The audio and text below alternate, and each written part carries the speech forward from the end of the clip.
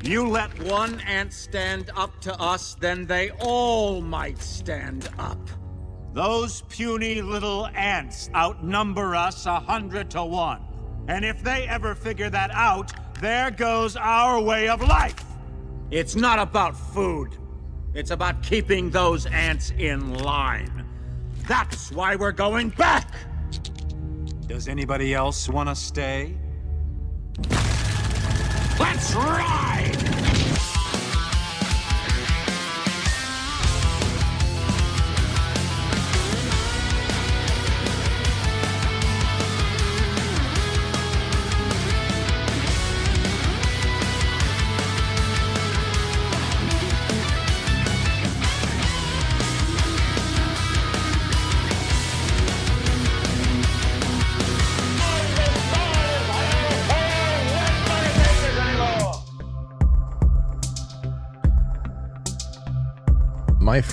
My friends.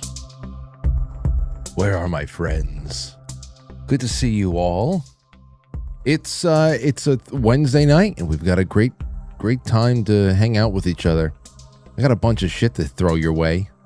A lot of weird stuff. We're going to talk about the Perez Hilton thing. Because that was a horrible way to end the night. I'll tell you, just as an observer, I said, what the hell am I looking at here? Good Lord. And so I want to talk about celebrity psychosis a little bit. That's something, I know a lot of people just like, I've seen plenty of them today. I didn't even know who Perez Hilton was until a couple of hours ago. So, well, that was one of those blogs that we were checking like every day when we were just building up, material for Zadal's in New York on Tuesday and Thursday nights, because we talked so much about pop culture and shit there too. So, rumors. And it was a lot more than just rumors. It was some nasty ass stuff like outing people and for this and that, like the crazy shit. Anyway, we'll get into all that stuff because I just feel it's also going to carry into tomorrow night when I have Judy Gregerson and Jerry Marzinski stop back for a little bit of a checkup, a little bit of a how the hell they're doing and their work and in their continued research and all that with the schizophrenia being demonic possession, that topic, because I really think that this is part of it in a big way, and we know that so much of what goes on in Hollywood that usually ends up in tragedy, especially on the mental health aspect. Can we all be honest with each other? Not everybody's MK Ultra, all right? Not everybody. There are definitely those who have been picked, groomed. They are going to be very specific vessels for very specific aspects of an operation. Sometimes just being in a certain line of work and the demands of one thing, and perhaps the demands are inhumane, but they don't have to all be CIA. So there are certain industries that'll just probably break your soul, break your spirit, break your consciousness, and just like that. Just as a consequence for being in it. This is something else here too, because I don't see Perez Hilton being like MK Ultra, but I do see it being demonic, some kind of a spiritual obsession or possession.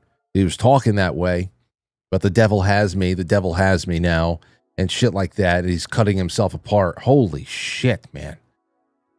Don't go watch it. I mean, if you grew up on the internet, especially throughout the 90s and all that, you've seen tons of stuff. You've seen tons of it. It's probably contributed to our low-grade PTSD that used to be reserved for just people who worked in combat zones and God forbid caught in the middle of gang warfare in the inner cities or something like that. But now it's just like if you've been just a casual internet user for the last 25 years, you have seen horrors, unimaginable horror, and it only gets more creative as time goes on. So we got that. We got some other stuff to watch, and yeah, actually, you know what? No, we're just going to start with that first, because then I just want to get this all out in the open, and we'll see what happens tomorrow. So this is what the latest with Perez Hilton. Hold on, that's not it. Hold on, get that out. Put this up. Boom. Hospitalized after live streaming self-harm on TikTok. Now, started getting around, hey, something's going on with Perez Hilton right now. He's live on TikTok, and it looks like he's cutting himself and shit like that, and crying. And I'm thinking, I've seen a lot of that. I've seen a lot of that around here. I don't know what's going on right now, but when I was a teenager, going into college, and you just start learning about all the local girls at that time. I don't know if it was a trend back then. I'm sure it still goes on, but it was almost like an uptick, like 2002, 2003, 4, around there. There's the local girls just carving themselves up and shit like that, and complimenting each other. Oh, they're so beautiful. The scars are so beautiful. Like, it's weird shit. And I was already weird with blood and all that stuff. And I just I'm thinking about everybody just sitting there and opening. I'm like, what the fuck's? Why? What's going on? But you can't have a normal habit like biting your fingernails or jacking off. And it's just like, I was so happy to get out of that phase where I you didn't hear about that anymore. So when I heard Perez Hilton is, cutting himself or harming himself in some way, I was just like, all right, well, it's probably not that bad. Cry for help stuff. They're going across and all that shit. And then I saw he's fucking naked and he's covered in blood. He's just painting himself in blood. Don't watch it. Don't watch it. It is really fucked to see somebody in that kind of a headspace. Really is. Moaning like a whore. I don't know what the hell I was. Just don't listen to it. Don't watch it. It was crazy. So, talking about the devil's got him, how he wanted to force the police to gun him down, like when the police showed up, whatever. Thankfully, his children are not there. And this is the other thing. You're talking about a guy lived an openly gay lifestyle, wanted to leave one thing or another behind, wanted to become a father, decided he's going to be a single parent, and acquired 3 children through surrogacy. Now, thankfully, all the reports say that the children were not home. What an absolute mess, one way or another. And that's what there's just more of that. It's just over and over and over again. We get this shit. Emergency services were seen outside of Hilton's home in Miami on Tuesday night after members of the public reported seeing Hilton harm himself in a live stream. Emergency services were seen outside the home. The TikTok account was suspended. In a statement to media on Tuesday, the Miami-Dade Sheriff's Office did not name Hilton, but confirmed that they were attending the scene after receiving reports of the public about a man live streaming acts of self-harm on social media. Outside the house, they met with members of his family who chose to tacitly disengage while monitoring the situation. In many incidents involving person experiencing a mental health crisis, which I'm telling you, that I don't know how that, there was something else behind the wheel. And I know you say, well, if you're manic depressive, if you're bipolar or something like that, and there's just you're one time, you've got some borderline personality, something going on there where it's almost like you have no control. I wonder, how much of that, we talk specifically about about schizophrenia. And some people out there who have actually worked in that field of trying to rehabilitate the criminally insane, people in maximum security prisons, I'm talking criminally insane, will say that there is no room for this being something that is the person. It's still a stretch that all of it could be, a spiritual malady. It's still a stretch for me, though I'm open to it, and I'm not. I just listen to people on this, but there's no way, shape, or form. I mean, this is crazy to see somebody be this driven. So the man was alone in his home during the time of the live stream, deputies confirmed, and there you have it. So my thing is this. It's the reminder that despite whatever spiritual conversions he announced that he was going through, because that's the other thing there too. He almost died. I remember seeing that about a year ago. And then I went back for that article, just to see like what was his health crisis again. And it was something blood clot related and whatever. And from there came some sort of spiritual conversion, at least what he announced. And in this case, I wonder if the conversion itself was a deception, because we have talked about this on the shows before with some guests of ours, people who represent certain different Christian denominations, everything that seem to overlap on that the devil or some kind of demonic entity could deceive you by taking the form of a benevolent being, an angel, or Jesus himself. That there is that level tier deception in things, especially if you are just jumping from one trauma to the next, and all of a sudden you think that you're finally been delivered through what, I don't know. I guess gratitude could be one of those things that you think it's true. I'm so grateful to be alive right now.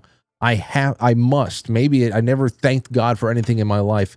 I always questioned his existence, but right now I have no one else to thank. And I think this has brought me closer to that accepting of a God, But I mean, to go from that to this, it doesn't take away from the fact that there is such incredible levels of toxicity in working in the media. That can't be taken away from this. I have to imagine people are having breakdowns like this and worse all over the place, but no one knows their names and it's not being broadcast. So I understand that there too, but I suspect that this kind of darkness in particular is pretty common for people who have reached a certain height in media, especially in social media age, because with social media, you weren't attached to a firm. You weren't attached to a network, where you got to come up with a team, you share the success, you're able to be a part of that. So much of what happened, like if you were paying attention to things that were going on in Hollywood and all that, between the years of 2005, like around the time that YouTube started, 2005 to about 2012 or something like that, is Perez Hilton was all over the place. He's on every red carpet and all that shit. And of course, he's blogging. And it was just so big. And then, of course, there's a big falling out. And the internet changed. Around 2013, a lot of things changed there. And the nature of social media was so much different. But I don't know. I think just in general with social media, on the internet, there are slow cookers. And as many of you know, this year is 20 years of doing broadcasting on the internet for me in one form or another. This show is, 16 years old now anyway. This show alone. But I'm telling you something, that there are slow cookers like me who just take their time, do their thing, and grow, and they take a next step after a while, and they kind of like take those steps and go from one plateau to the other. And you just go slow and steady for some reason. Every once in a while, there's a little bump, there's a little wave, there's a little acknowledgement, a pat on the head or something like that. But there's viral successes. There's viral successes for people. It's someone like Anthony. even though he had been at it for a long time until boom, something popped off too. But I mean, we were counting. Anthony was the fastest growing channel on YouTube for a couple of months. He was outgrowing PewDiePie at one point. Obviously, yeah. But that's just how fast it could happen. Where that first 1 million subscribers was like we were doing countdowns to it, and we're just like weeks in. It's like we're counting down to him. Somebody we know has 1 million subscribers. And I know that over the last 12 years or so of being on that path, there has been a lot of look in the mirror moments of where am I going with this and how am I adjusting myself and what is sustainable and what does the future look like and all that other shit. And it's just one of those things, because after a wave of attention, there is always a receding tide. There's some waves are bigger than others. Yeah, it makes it tough for people really to manage reasonable expectations for themselves. Not only the fact that when all of a sudden you get so much fame and adulation and everything else just heaped upon you all at once, sometimes that changes a person way too quick and it just shit. You go to shit. You see that. And when you're on the top of the mountain for so long and then suddenly you're kind of irrelevant, I don't know how much that contributes to this situation, but it has to be. It has to be something. It's got to be something to it. People get gassed up, it levels off. And I'll tell you one other thing here too.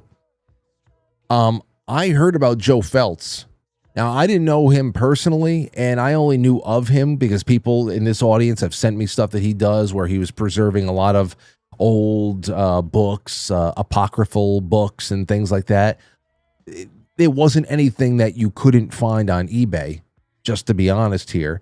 It wasn't most stuff that he had preserved and was building in his private libraries were things that, wasn't impossible to find, but they were rare.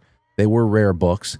And I heard that he died at age 40 or something, supposedly 3 days before there was going to be some big revelation of all of the stacks of stuff, the books and whatever the hell that he had been collecting, that he was going to reveal it. Now, I don't know what that means.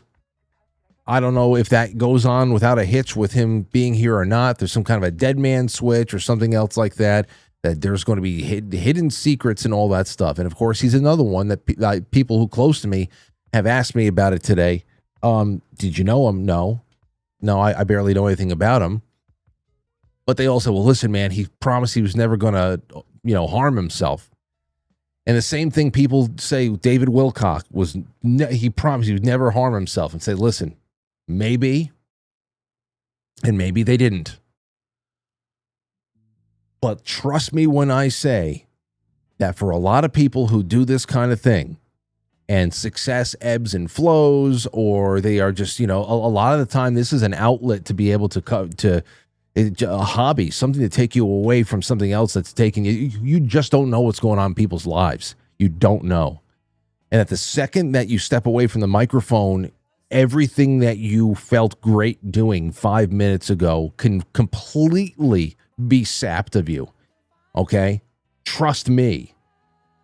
Trust me. That has happened to me sometimes where I'm just like, thank God for this show tonight, because I just need 2 hours to not think about all the other things I'm trying to solve or just things that are irrational. We all got those things. Sometimes it's almost like the reverse of the relief you feel when you have a nightmare and you wake up and you go, oh, thank God it was just a dream. And then sometimes you have a dream and you wake up and you say, fuck, I remember what I was thinking about before I went to bed last night. and now here comes 16 hours of trying to manage that and everything else. Like, you just don't know. And there is a social so this is another reason why in the chat room tonight I put this poll in there. I put this poll in the chat room. Let me see, where the hell is it? Wait a second. Let me get in there real quick. It's on the YouTube chat. Hold on. I'll be right there. In the YouTube chat, my question was, which has had the biggest impact on modern life? I said social media as a whole, smartphones in particular, artificial intelligence, and then 24/7 news cycle. News cycle got 20% so far. We got about 200 people voting. I'd love to hear more people voting. 200 people, let's see, 20%, 5% says artificial intelligence. Smartphone in particular is 40%, and social media as a whole is 36%. Now, I like the way that this is shaking out, me personally. The way I would vote, and whatever the hell it is with you guys, I would put smartphones ahead of social media. They are definitely connected. You cannot separate themselves. You can't separate the two from each other. But I would put smartphones ahead of social media only because if the only way that we can access social media was being able to sit down in front of a laptop or a computer when we're home, on our off time, in between errands, in between having to go out, it would be a lot better. To be able to come home at 7 o'clock and say, I am casting from my computer to my television or whatever, my favorite show, Quite Frankly, and I'm going to watch that on my couch instead of putting on, any news program, any entertainment program. And social media, it opened up things like this. It opened up the opportunity for shows like this and other great things that we have done together over the last 1 to 2 decades now. So I wouldn't throw social media out completely. You don't want to throw the entire baby out with the bathwater. Maybe parts of the baby. But it's the phone in particular. The phone in particular, that's the thing.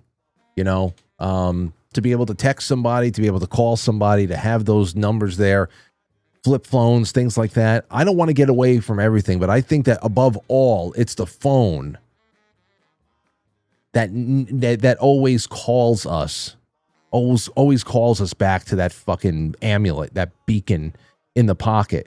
Whereas social media just wait at home. It'd almost be like the late 90s again, year 2000, where we're out with friends. We're going out doing our thing. We go to a bowling alley. We go skate somewhere, whatever the hell it is. We go out to dinner once we start having a little bit of money from our summer jobs. We go to a diner. And then, okay, everybody got to go home around 11:30 at night during the summer.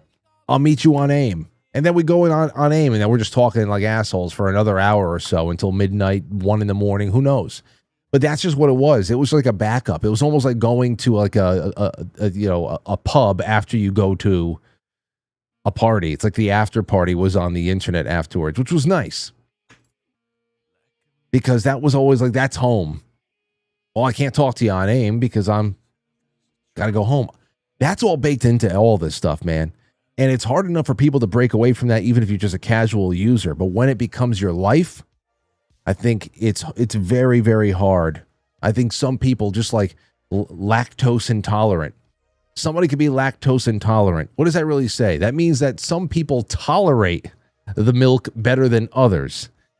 It doesn't necessarily mean it's the best thing, Baby cows are best suited to eat and to consume cow milk raw.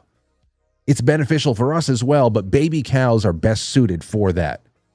It's the same thing for this. I think that we are social media intolerant, internet tolerant. Some people are more tolerant than others. And in the Discord chat, AK says, or maybe they're just fucked up and want people to be talking about them after they die, and they get off knowing their name will live on in conspiracy theory history. Who in particular? Because I don't think I didn't take any of that away from the Perez Hilton situation. Maybe, but if you're talking about some people who are in the space, I mean, that would suck. That's really fucked up. You're right. They want people talking about them after they die. Well, I mean, it's not, I mean, I fake deaths maybe, but man, that's a real big chance to take right there. Because I'll tell you one thing. If something were to happen to me tomorrow, I know a lot of you would remember me for a while. But after a while, even that would fade. And some of these people you hear in these situations, you only hear about them the day that they die. So who the hell knows? It's just sick. It's a crazy, crazy thing, and that's the way that the night ended last night. So I wanted to throw that out there. Also, there's drugs, burnt bridges, and that affects a lot of things. You start feeling hopeless. You start feeling disconnected. But how long are you keeping your children off of the internet reasonably? Like to or at least to very strictly manage access for educational purposes or stuff like that? Like Aurora is not getting a phone for an extremely long time. Extremely long time. No sooner. It's definitely no sooner than 16. Not a smartphone.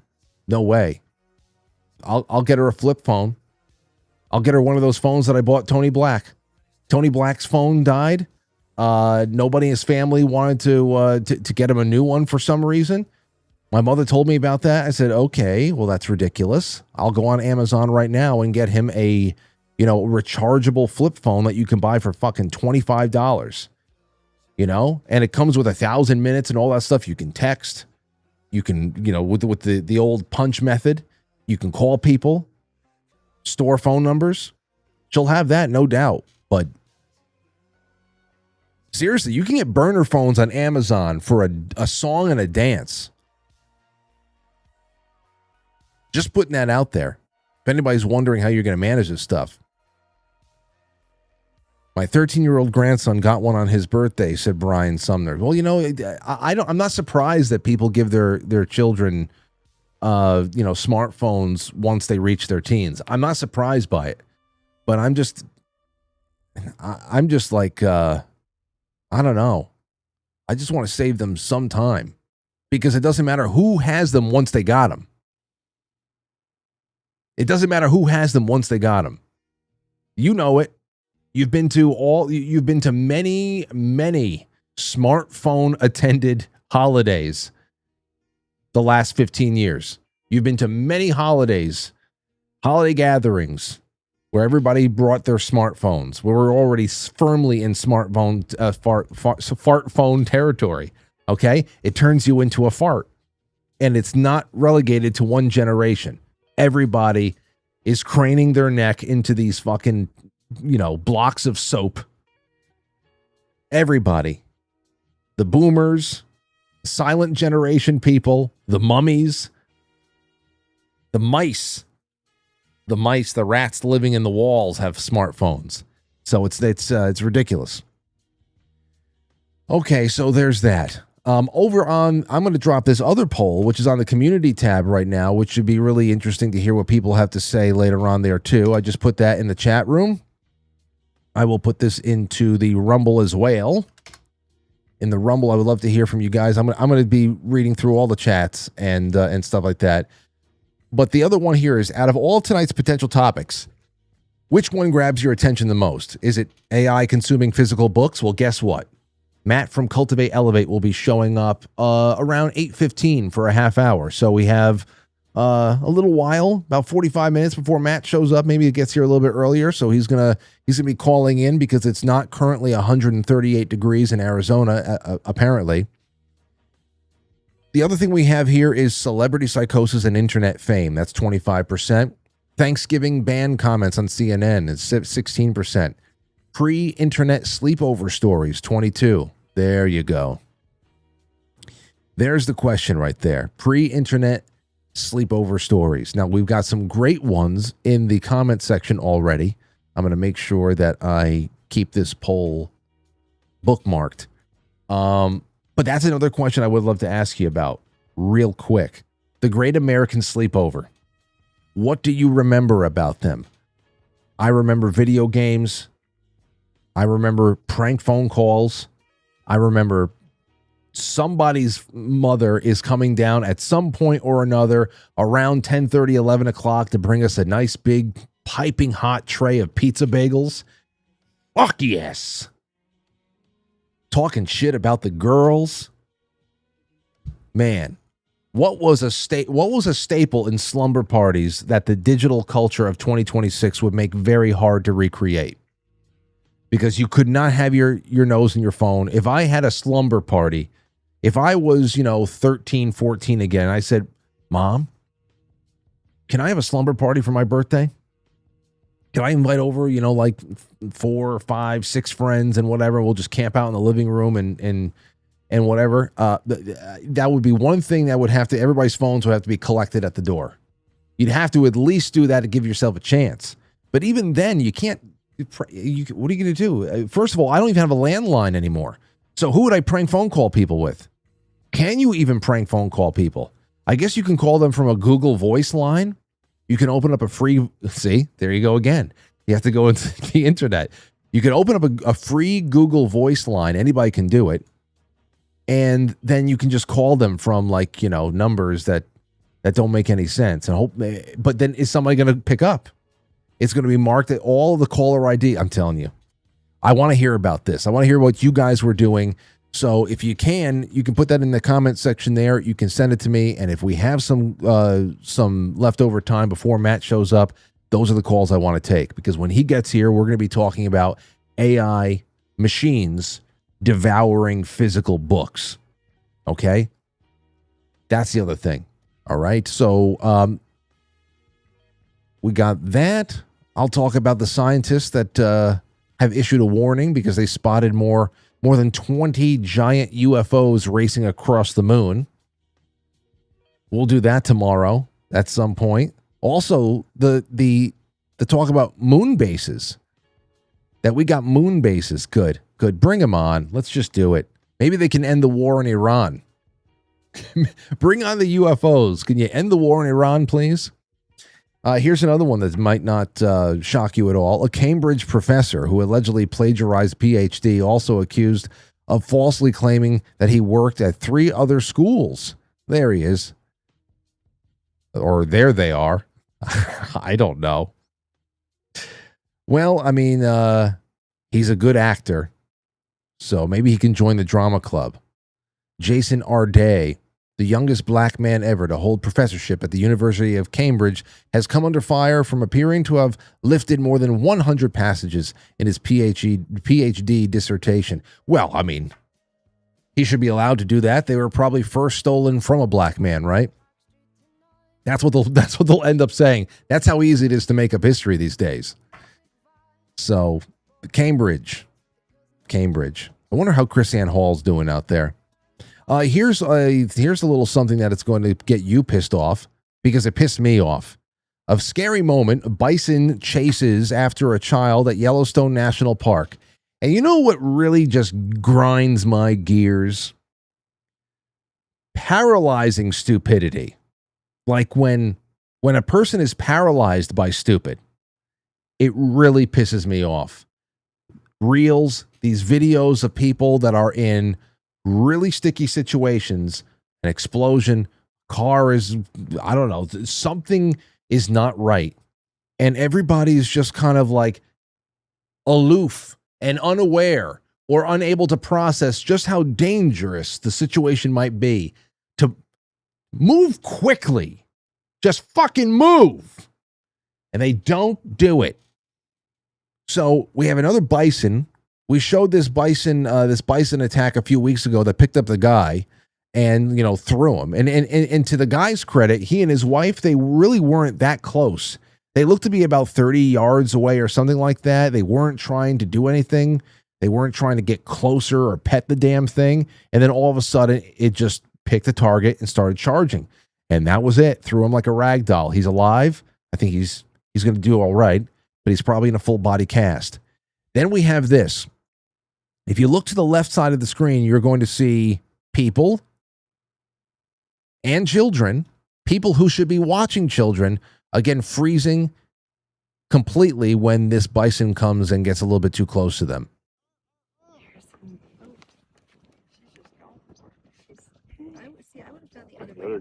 So. Oh. She's booking it. Yeah, but I would have just turned around. Hey, Herbert, we're going to go the other way, honey. See, because here he goes. I bet he's going to step up right through the floor. At least she didn't run. That was smart. And now, the bison is even closer to the path than it was before when it was up here in the background. And now this guy who was around here before, I guess he went to go retrieve his family. Looks like at least 2 children, and there's a female figure in the back who's the smartest of them all. Looks a little bit more hesitant because there's a gigantic beast. Oh my God, no. Oh, look at this. Please. Children. It's okay. It's okay. Just don't look at them in the eye. Eye contact is what does it, children. Oh. Okay. Still. No, you're way too close. Dude, what are you doing? Oh my God. No. So now one runs. One is running off there, which is probably one of the worst things you could do with wild animals. And he's just freezing over here with the other one. No. Freezing. Still standing there. Still standing. Go back. Yeah, I know. Strangle them. We're unable.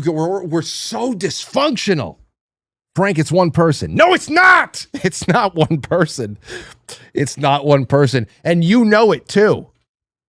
It's not one person. It's just not. Ugh. Get the hell out.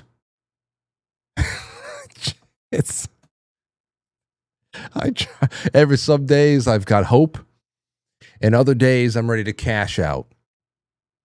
Let's just cash out these chips and find ourselves a little bit of a treehouse somewhere. And it that's it. That's it, man. So Go back. Go away from him. Just Move away standing. from him. They're still there. He just chased him. Yeah. Just standing. Well, what do I do? My son ran. Well, you know what? At least your son had some moves. You all should have gone that direction. But when things got a little testy, at least your son, even if it's not going to work out for him, even if he's not going to be able to outrun the bison, at least he was running. My gosh. Like a mannequin. Standing there like a mannequin at Macy's. Now, here's a little fun one. A Democratic congressional candidate from Hawaii. His name is Kirill Basin. He was arrested after a violent beach brawl in Maui. Well, he didn't do much brawling, in which police said that he threatened beachgoers. He was charged with 2 counts of first-degree terroristic threats and is being held on $1 million bail. Now, the $1 million bail thing, I looked into it. I was like, why is this so much? I mean, good. I'm happy that he got bail, but why 7 figures? Turns out that he actually has a history of this, and he actually brandished a weapon not too long ago, less than a year ago. But he's running for, what is it? He's challenging Representative Jill Takuda in Hawaii's 2nd Congressional District, the primary. And that was it. So here's what happened. So he's the one over here. He's the one right over here in the middle. And he's starting to bark, and he wants to get into a fight with somebody. I don't even care what happened. Come on, hey, it's like, put your bag away, bro. Put your bag away. I told him if he wants to go to the hospital, come here. Oh, no, they're playing the Pixies. If he wants to go to the hospital, come here. And he's wearing, like, I don't know, like psychedelic boxer shorts. What are these? Those trunks, or those just straight up underwear? It is over.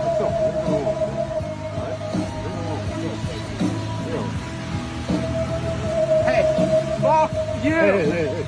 Not my girl. Fuck you. Not my girl, right? You're not talking about my girls, right? I don't care. Don't do that, dude. Don't do What that. are you gonna do? Go ahead. Just Whoa. Now, listen, I'm a bald guy, but that's a strange, like an alien head. I would have to find something else to do with my head other than shave it if I had that skull. I don't have that skull. Because if I did, there's too much of a bulb. There's too much bulbousness over here. That's not good. I would have to get some kind of a wig. I don't know what I would paint it. Maybe painting. Painting would be good. A giant tattoo. Let's go. What are you gonna do? He spent a lot of time grooming himself the night before. I'm going to the beach tomorrow. I'm going to make sure that I'm smooth as a porpoise. Don, go ahead. Am I? I didn't fucking put him in the ground. Oh, he's getting ready. Let's go, bro. Go ahead. I'm good. Let him Let's do have it, motherfucker. I'll just serve it. Mike, All right, good. It's over. It's over. He's a child. And here we go. Now we're getting testy here. Ready? Oh, shit. Jack roller. That was it. That's what the entire it built up to this. It built up to this. And he made the decision that his first move was going to be winding up and throwing a beach chair.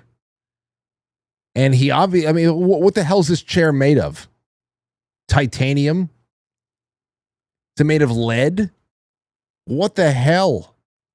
Look, reach back, slowest shit ever. Oh my God. And then that was it. Right to the chin.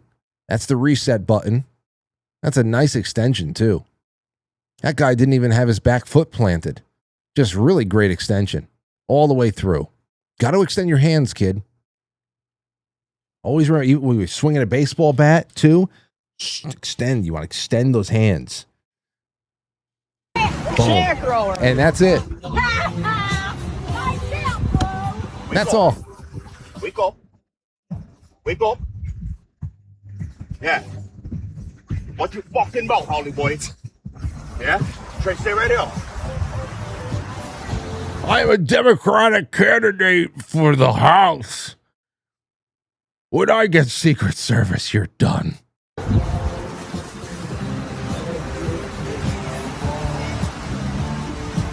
Yeah, well.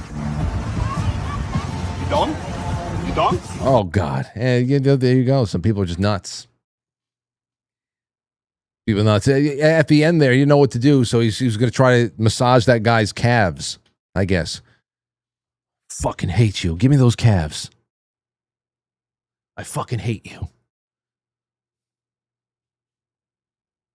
You fucking suck. I hate you, piece of shit.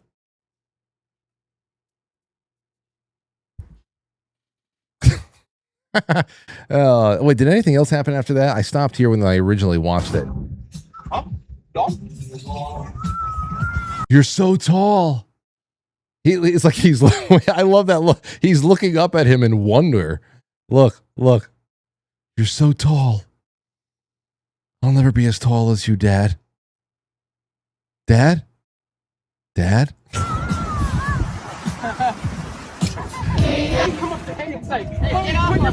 Okay, well I guess that's the rerun. Anyway, and I haven't been to the beach once this year.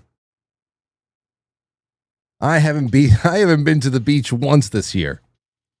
Not once. This guy's been there so many times, he managed to get knocked out once. It's like, that's just not even fair. But it's all right. My day will come.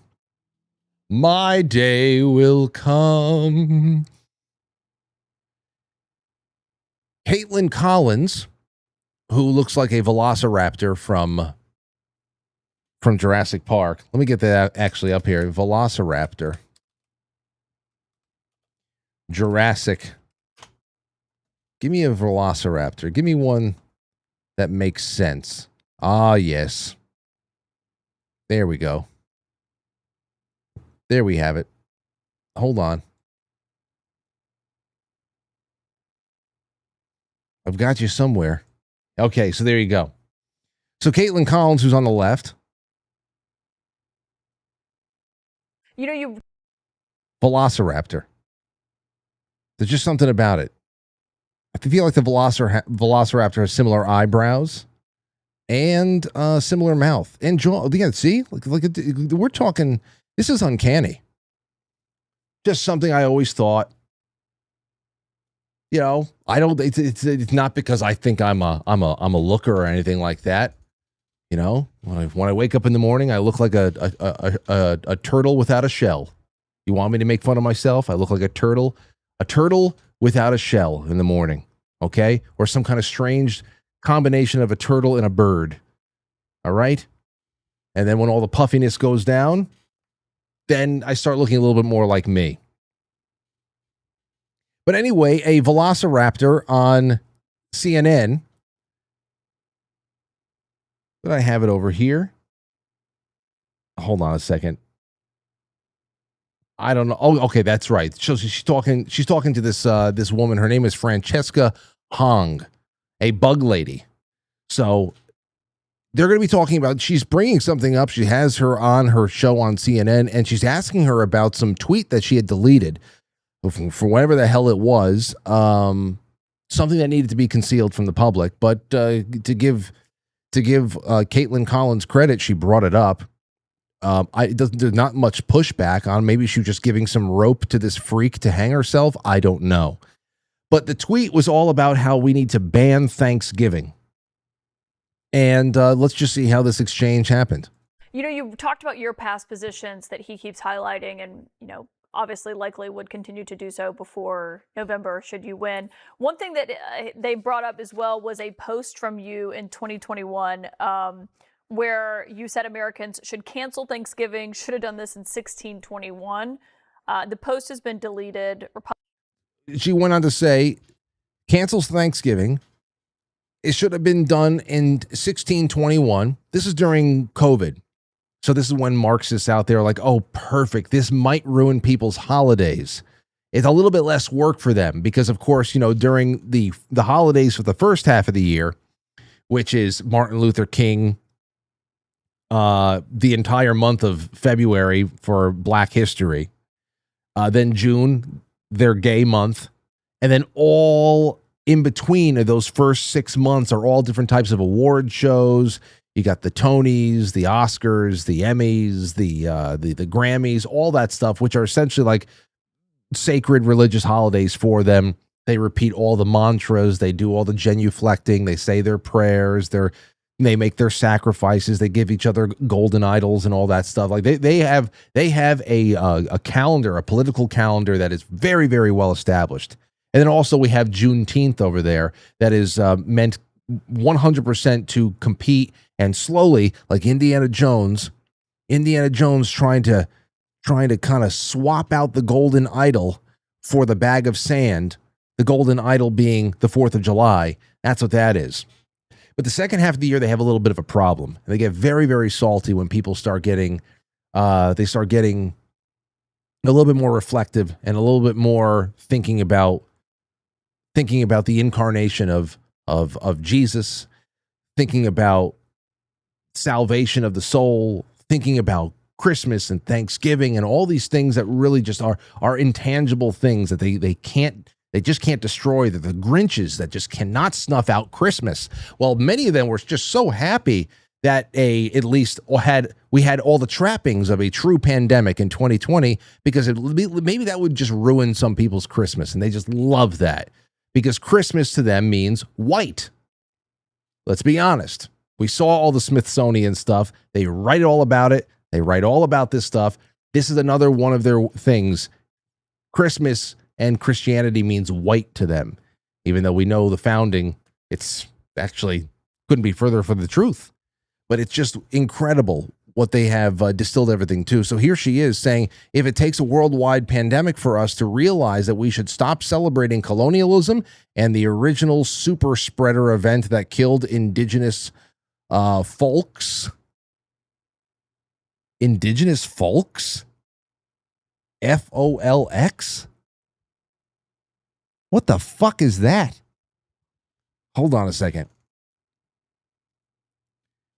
If a leftist uses the term folks, what does it mean? Is it like Latinx? When a leftist uses the word FOLX, it means they're using an intentional stylized spelling of the word folks, FOLKS, to explicitly signal inclusion of LGBTQ plus individuals, non-binary people, or marginalized people. What the hell is exclusive about folks? Oh God. Oh man, bird shit alarm clock all over this bug lady's face. That's what I'd like. Bird shit alarm clock every day for the rest of your life. Forget about the Chinese water torture. Seagull shit. Takes a worldwide pandemic for us to realize we should stop celebrating colonialism and the original super spreader that killed indigenous folks and women. So be it. And women. Why the hell did they get a special distinction? Because she's nuts. And Caitlin Collins wants to give her a chance to talk about this and why Miss Hong thought that it was a good thing to delete it and just kind of get it away from the public record so people don't have to wrestle with the fact that this crazy person wrote that out, probably proofread it a few times, and then pressed post. Republicans have been highlighting it. Do you still believe that Thanksgiving should be canceled? I'm a chef, and one of the first meals that I made that was for the community. And let me just, I love that you asked this, by the way. I love this. I appreciate this question. Let me talk about myself for a moment. I'm a chef. And I have a very special connection to Thanksgiving. I cooked a Thanksgiving meal once. So let me say that it's a very, very special place in my heart. That's where she's going with this. These people are absolutely crazy. And to do it with a satisfied smile. Look at this fucking cicada. Look at this fucking beetle. When I was 16 was a Thanksgiving meal. Oh. So I always think my hospitality background in owning a restaurant for 7-8 years, that bringing folks around the table to share conversation and build community is always a good thing. I hate your voice. Did I ever tell you how much your voice pisses me off as the first time I'm meeting you?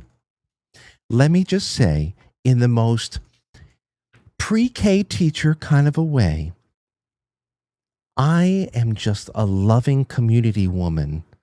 Sure, I harbor the most insane thoughts, but I'll say them very, very quietly, to the point where if anybody out there has any kind of misophonia, I will trigger you into an absolute volcanic rage. I will trigger you with my insanity because I'll say it in a calm way. I'm the person. I'm the new Mangala. I'm the new Mangala. I'm the people who will be brought in when you are strapped to a gurney. I'm the one who will stroke your forehead lovingly while I give the order to have your toenails pulled off. That's who these people are. That's who these people are, I'm telling you.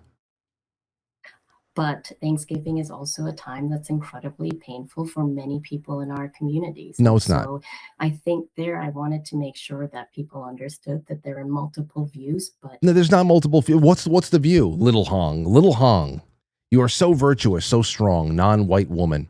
Therefore, your first lesson is learning how to cook for the community. Great. That's wonderful. Thank you. Thank you for first telling us to cook for the community. And we know what community means, right? The community. You're not a part of it, by the way. The community. I would rather have my balls chewed off. You listen to what I'm saying right now. I would rather have my balls chewed off by a llama than have Miss Hong bring me to a table to be. views can evolve. And the position that I'm running for right now, and I think my background as a chef, will actually help me become a better governor that's able to bring more people to the table. Francesca Hong, thank you for joining us. We hope to have you back on, depending on how things go next week. Yeah, we hope that to hear that you went to Yellowstone to go pet the bisons next week. That's what I hope to hear. That she went to Yellowstone to go pet the bisons. I would rather have my balls chewed off by a llama than have Miss Hong or anybody like her bring me to a table for conversation and community building. It sounds like something Dante would write about. It's a painful time It's a painful time. Oh, shit. The holidays are painful for a lot of people. For a lot of people, they're painful.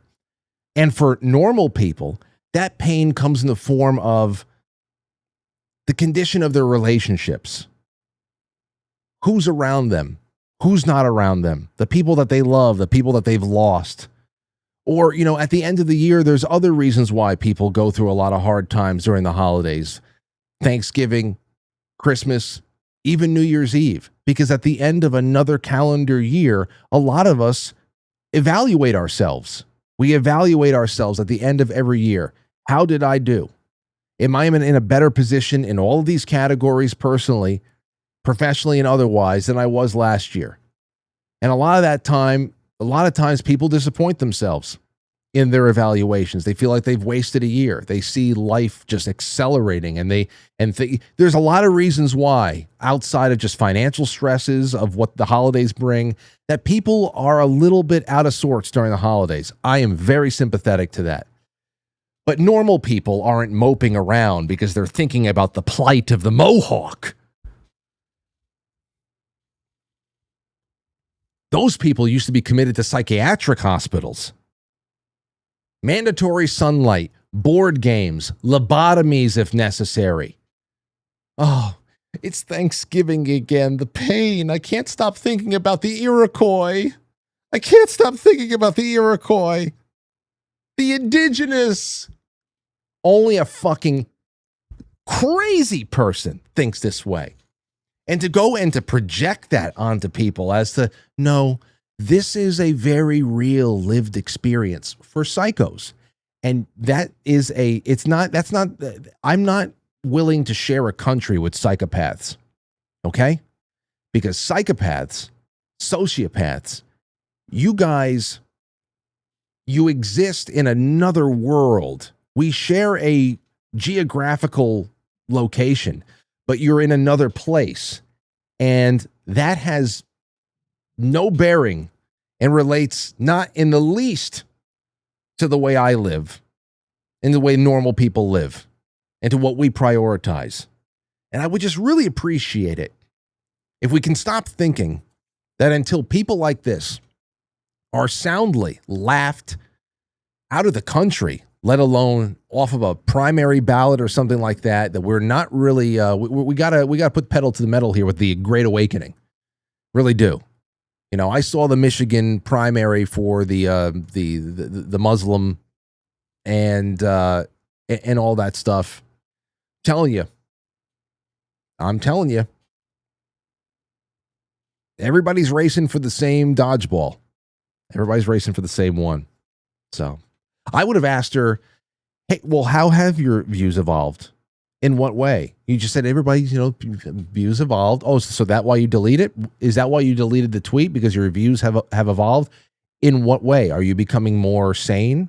Are you more American than you are there now? Do you put aside all that nonsense, that identity politics nonsense, the pandering to all that shit to make sure that people cancel their holidays and stuff? What are you doing? Because there's nothing more. I don't know what's there to misinterpret. You deleted a tweet because you have something you want to conceal. What is it? Here I am uploading classic Quite Frankly episodes, starting from the first time that I started making them available for a podcast in 2015 for people to hear on Patreon, wherever the hell else it's going to be in the future. And I'm telling you, what you're going to hear is a completely different person. Things that will truly embarrass me. Like, what was I thinking? I've already started going through that kind of a thing. These people are not going through any kind of growth moments. They're not going through any kind of growth moments. They're just chameleons. And speaking of chameleons, why didn't Caitlin Collins ask her? Why didn't Caitlin Collins ask her about her the health of her thyroid? Do you have a healthy is everything okay with your thyroid function and stuff like that? Ask her about the bulging eyes. Why are your eyes bulging out of your head like a chameleon? Miss Hong, do you have a full 360-degree view of your surroundings? No. Unfortunately, I don't. Just 280. Just 280. It's a little bit more than most, but it's now full 360. But, I'm on the patch. Anyway, so that's what happened on CNN the other day. And then we got Perez Hilton, and we've got all this celebrity stuff. People are just losing their minds. And I don't know where you want to take this now. I just don't know. We got Matt from Cultivate Elevate coming on in the next 15 minutes. So why don't you give me a call? How about that? 914-200-0269. Call me now. Call me now. 914-200-0269. What are you thinking? You can talk about the just throw me some sleepover things that you used to do. I'll get into that thread some other time. Probably with the time we have left over, it's gonna be hard now. But now that we've had that started, I know that we'll get a lot of great correspondence there. If you want to call in and make a joke, want to crack a joke, if you want to lay down some commentary about what you think is going on with people like Perez Hilton, if you did see it, if you were one of the unfortunate many who saw that going on, and for sure you saw something manifest. If you saw some kind of transfiguration going on, I mean, it was that screwed up. Over there on the Super Chats, but by the way, tomorrow I'm going to be drawing a winner. The grand prize winner is going to get a 2-ounce copper, 250 of America. We're going to have these 4 amazing, Quite Frankly coasters made by my friend Colin out there. I actually got to give him a plug for his wood shop as well. And then also some silver coins. And tomorrow night, I'm going to be adding. I have some Yes Cacao chocolate I have to throw in there too. That'll be the basis of the second prize. Let's take a call from 978. What's going on, 978? Hey, it's Reno up here in Central Mass. What up, dog? It's good to hear from you, dog. Hey, just real quick, because I'm in the middle of a Gran Turismo race, but today I was listening to Ryan Gable.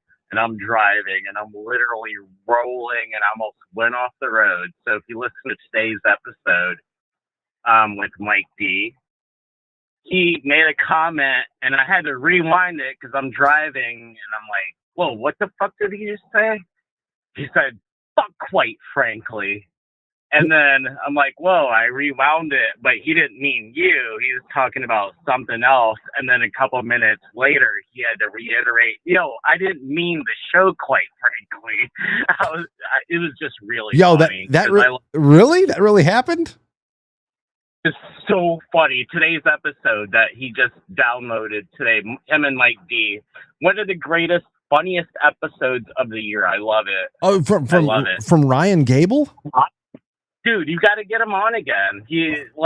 I'll text him. He's awesome. I'll text him and say, "Yo, I first of all, do me a favor, email me with the link and the timestamps. I want to hear the first instance, Okay. and then I want to hear him say whatever, and then I'll get in touch with him." You got to make it a sound drop. Fuck, quite frankly, the way he said it was just so funny. I was like, "Whoa, what the fuck did he just say?" Because I was like, "Wait, is he pissed off at you?" I was like. Then I rewound it. I was like, no, that's not what he meant. Okay, well, I want to hear it because we were talking not too long ago, but I have to get him back on the schedule. It's it sounded like Ryan and I had our relationship is solid. I don't know what the hell happened. So he loved you. He had to reiterate. Look, I didn't mean the show. I want to hear it. I want to hear it. Quite frankly, in their normal everyday talk. Well, make sure Dude, I love both you guys. If you guys could do a show every week and Mike D, oh my God, I would pay $50 for a show. Well, literally. Do me a favor. Make sure that you send me the link and the timestamps tonight so I can play it tomorrow night at some point. Okay. Okay. Yeah, sounds good. Are you going to be on the other side tonight? Yes, I'm going to be on Matt Christensen's show from 9 to 9:30, and then I'll stay on with the. Dude, I love Matt Christensen. I watch him all the time too. Good. Well, then awesome. I'll see you at 9. Then we're going to spend the rest of the night together. That's great. And all right, cool. Give the timestamp and I'll email it to you. Then sounds great. Have a good time with your next race. All right, let's fucking race the green hell, man. Nürburgring, baby. Gran Turismo 7. Let's fucking do it, bro. You got it, man. Be well. Be good. Ryan Gable, that doesn't even sound like him, to raise his voice. I can't wait. I can't wait to hear that sound clip now. 912, you're on the air. Go ahead. Hey. Hello. I just wanted to say, like, I unfortunately woke up. Can you turn off that stream in the back, please? Yep. Thank doing you. it right now. I unfortunately woke up and I went to social media and I saw the Perez thing. And it hurt me. I don't know. It messed me up for the rest of the day. And I don't know what to think about it all. And I pray for him, and it just really, I pray for him. You're listening to yourself on the other stream is the problem. Oh, shit. I pray for him too, Linda. I do. I pray for him too. I have to I can't. Oh, yeah, I do. Listen, at least you saw when you woke up and it wasn't when you went to bed, because I broke my fast after. In fact, I don't even know how I ate. My stomach turned and I felt all of a sudden I felt a pit in my stomach. I was like, you know what? I'm gonna have I'm gonna have a small handful of pretzels or something. I feel like I don't know what the hell it was. It was just because it wasn't just about Perez Hilton. It was about thinking about so many other people who are having breakdowns like that in private, or it's not getting any media attention and it's not being streamed and all that shit. I mean, there's a lot going on. I can't wait to get a little bit more of a talk about it tomorrow. There'll be that. Stowe Stube says, evening, Frank and Franklies. Hello, Stowe. Jay Britt says, I bet Hong can see her ears. Yeah, probably. She has full telescoping panoramic view. Running on empty. It's good to see you again, my friend. Says, I nearly died of sepsis in March of 2026. Sepsis also causes problems with the brain. He spent 21 days in the hospital. That's what he had too. It was clot issues, sepsis. I don't know what came first, or maybe it happened at the same time, but that's nuts. And first of all, I'm so happy that you're alive and well. But that could be it. It could be it. It also could just be a precipitating factor, something that pushes you over the edge. I don't know how people live, and if this is all because of sepsis. But damn, I have to imagine that it's a little bit more of a compounding situation. Shotzi says, sending some midweek support. Well, you're in here as well. You know who else is in here? I have to just let you know. King Kraka last night sent me a super chat to the wrong place, to the old Stream Elements. Make sure if you guys are sending it to Quite Frankly Superchat.com, go to Quite Frankly Superchat.com and make, I have that. It should be Streamlabs, not Stream Elements. So King Kraka says, I'm here every night, buddy. And you are in the raffle. Don't worry about it.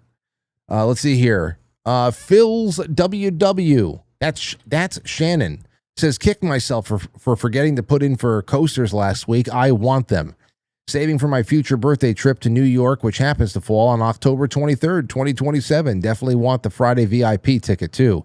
Stay cool, Frank. TTYL. Well, I'm glad everybody's getting excited for 2027, except that guy last night who called in to complain about how I wasn't taking calls when he could have just, he was a call I took. And then he complained about how I'm not having any other events this year, even though I'm pretty sure he didn't come to the first two. I don't know, but that's just the fun. That's just the fun I get to have every night. You just never know. You just don't. And by the way, if you're watching this for the first time, welcome. I'd love to see you every night or close to every night for the next 25 years. And because that's as long as I have my life insurance term for. Then I have to get a new one if I haven't used it by then.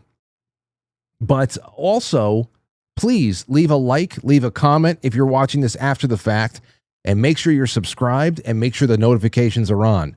No promises you're going to get a notification, but just make sure you hit the bell and say, I want everything from this channel, damn it. That's the best way that we can stay together and kind of override all of these ridiculous, social media recommendation systems on Rumble, on YouTube. You think YouTube is bad? I put up a short from this show on Rumble yesterday, okay, on a channel with about 42,000 subscribers. And in 3 hours, that short only got 5 views. So it's not just YouTube. Everybody's platforms are fucking stupid. Absolutely stupid. Let's see here. Let's see here now. Over on Rumble, let's just see how they're all doing. We got a couple. Dal76 says, that Metallica MK Ultra shirt for sale yet? It's not mine. It's just not mine. I don't know where it is. I don't know where whoever got it is. Dal also said, I left my phone at home and debit declined. Turned out I had a random message from my bank app asking if it was me. Oh, yeah. Well, I mean, that just sucks right there. But I understand like two-factor verification and authentication and all that. I guess it's good that you need like a couple of different things to verify it's you before money comes out of your account. But yeah, I know. Make Idiocracy fiction again. Buffalo versus Stupid Humans clip. That's from Valsky over there on. Yeah, I know the Buffalo was more functional than the humans were. It was in its element. It was running on instinct that has not failed the Buffalo in God knows how long. Since God made them. Instinct has not failed them because they're still here. Jay Semo says, great show, Frank. Looking forward to Matt's call in. Me too. It's been a while since we've spoken to Matt because he's been working on a book. Of course, if you know where to find him, especially on Instagram, then you know where to find him because he used to be on YouTube all the time, but he was just too successful for YouTube. And everything he puts out on Instagram is an absolute banger. He is just right in the zone. Right in the zone. Oh, he is here. He just texted me. So we'll just bring him in, down with it. And then we'll go through all of your super chats in the 15 minutes we have left before I have to leave here at 8:55 and make Matt Christensen scared, making buttons, nervous that I'm not going to show up on time. And that's what we'll do. But here's another one. Here's another Matt. Man, it's so good to see this guy again. And he told me today that he might be able to stop by because it was the first day in like, I don't know how many months that it wasn't at least 132 degrees Fahrenheit in Arizona. How you doing, friend? It's pretty good over here. Yeah, it's not 137 today. It's 121 today. So it's a little chillier than usual. Is that a real, that's a real number? Yeah, it actually is. I bought a thermometer and I started putting it outside so I can see what the actual temperature is. Because on the days that they were saying that it was 101 degrees, my thermometer was showing that it's 130. And I started realizing that somebody's lying. So somebody tells me, well, they measure the temperature in the shade. And I go, well, when I go hiking, I'm in the middle of the sun. So I don't know what shade I'm going to be in to have that temperature. So it's it's definitely much hotter than I started to realize of what our summer actually is. And this is why when they say like the plants and the cactus aren't doing so well, I started realizing, well, if it's 140 degrees while you're hiking and outside and from about 11 o'clock to about 4 o'clock. And I've even clocked my house at 106. So like if I go to this thermometer or this little thermostat behind me, it shows me that my house is about 106. So it's pretty toasty. It's a good time to eat a lot of ice cream. I've been eating lots of raw ice cream. And I got this new Italian ice cream maker. You got to look it up. It's called Lello. And it is made in Italy. It is the best ice cream maker you will ever purchase in your entire life. And it makes ice cream in 25 minutes. So it's just, honestly, it's like God's gift to the green earth is what it is. It's phenomenal. So Well- I had to throw that in there. Well, two questions then. Expand on the theory about why you think what's the real reason? What's the strategy behind telling people in your neck of the woods that it's 101, 102 outside when it's really a differential of like 30 degrees more? What is it? Is it to try to get them to die of heat stroke? Is it something a little bit more ecological? What are you thinking? I think both sides, right? Because then they can say it's too hot, and then we would say we're overreacting, right? They'd be like, no, we're clocking 100 degrees of temperature, but I'm going it's 130 over by me. So then I sound like a crazy person, even though I show the thermostat and the thermometer and all of those things. And then let's say it gets real cold, because they do their barrage in the sky and everything else. Then they can say, well, the temperatures are lower now. Like you can finagle everything and make up things and lie to people once you manipulate what the actual temperature is. And I was looking at where it's tested, and they say that they'll test it like in the middle of Phoenix Airport on the concrete. And I'm like, well, how does that justify what the actual temperature is in Arizona if you're testing it at the airport on concrete? So a lot of things don't make any sense. So I decided I'm going to buy my own. I'm going to see what's actually going on. And I've been recording it every day, and it's nowhere near what they're telling us as a temperature. And now, as far as the ice cream goes, what are the ingredients you're putting into the ice cream maker? Obviously, the raw milk, but what are you doing to get are you going for a vanilla? Are you going for a chocolate? What have you been able to create so far? So it's raw milk, it's raw cream, it's raw eggs, and then a little bit of vanilla, and then a little bit of honey. Oh. And then I've been putting a little raw walnuts in there too, which is really good. It adds a little crunch. But I mean, I've been eating it now, I don't know, every day for I don't know how many days since I bought that ice cream maker. It's basically every single thing. It's pretty much my diet has been now raw meat and raw ice cream. And then that just repeats. It's awesome. Honestly like the greatest diet ever created, Dude, it sounds fantastic. I mean, there is the farm that we get all of our stuff delivered from, which I actually have to re-up with them for our kefir and everything else. We would get their raw ice cream was fantastic. I took to it right away. Others, it took them a little bit more because they're not used to raw, dairy products. So now when I taste it, I feel like, oh man, this is my stomach is happy with my choices. But the other thing was, what was it? Is the ice cream? Oh, the cream, the raw creamer, man, that was something where if I would just put a couple of tablespoons of that into your morning coffee, and it was just like with the KetoBrainz, what I put into my coffee there too. It has the MCTs and lion's mane, a whole bunch of other things there, the L-theanine. But if I can just spend a couple of mornings putting some of that raw creamer from the farm in the coffee, your brain comes to life because it's so fatty. It's so incredible. Putting that in an ice cream mix must be just really sensational. Well, there's a book that I have to recommend that I've been reading, and it's actually mind-blowing.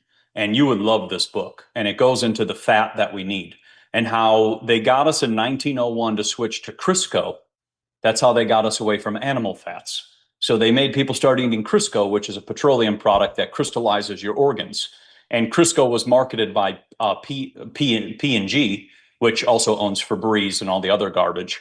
But the book, so people can look this up, this is one of the best books I've read with nutrition that is not talked about and the medical system would never talk about. It's called Not by Bread Alone, and it's by Stefansson. And he talked about in this book that we are missing fat.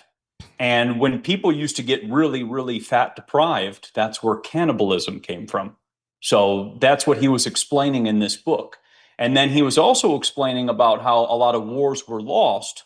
For example, even when Germany and Italy and Japan began to lose the war, it was because they were deprived of the fat. They didn't have the nutrients that they were once eating, so their soldiers started to get weaker and weaker. And it talks all about how the Eskimos ate all raw meat.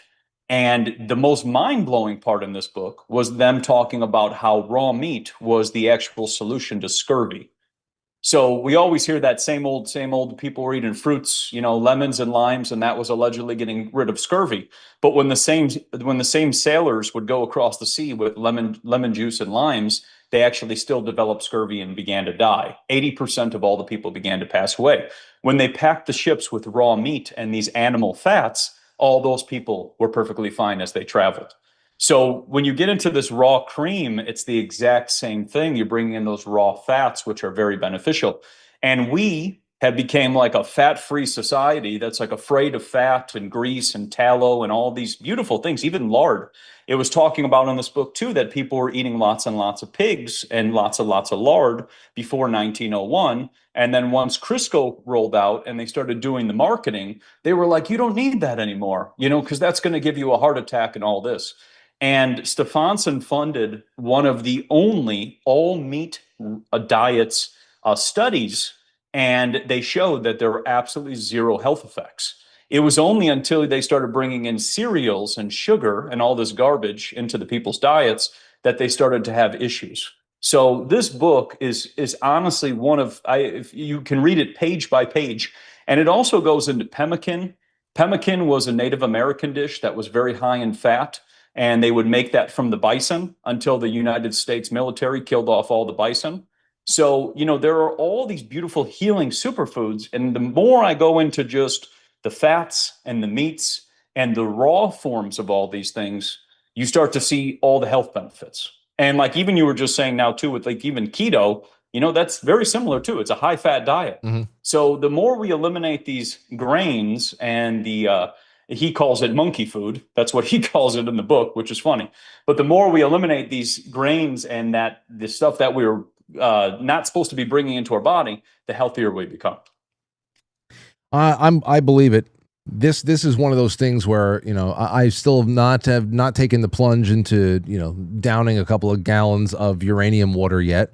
I haven't taken the plunge there, but I mean, you're preaching to the choir with this stuff, and absolutely. Now you got me wanting to go find myself a nice Italian ice cream maker, and you're gonna have to send me over your recipe, because even the walnuts, that sounds great. Oh, it's ridiculous, honestly. So we had a different ice cream maker, and you'd have to like put the thing in the freezer and then wait for it, and then it would spin and whatever else. This Italian ice cream maker, they've taken it to a whole nother level. It's heavy duty steel. It's solid. It's like a brick. It's called Lello, Lello. You can look it up, and if you want to pull it up, but it's made in Italy.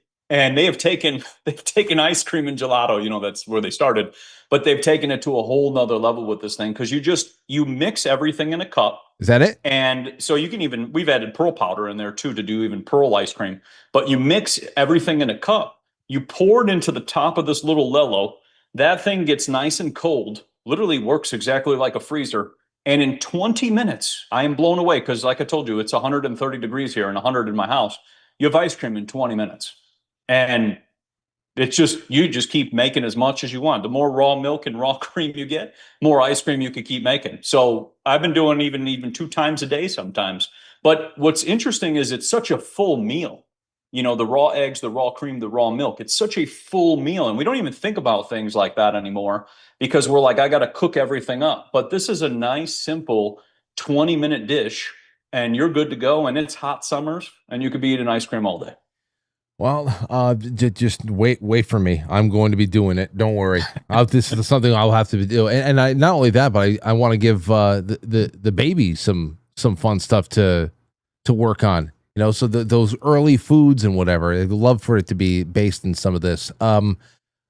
So you held up that book, and I thought you were telling me about another book that you had found that you thought I would like. But before we get into all that stuff, because I'm sure this next one is going to bring us all over the place.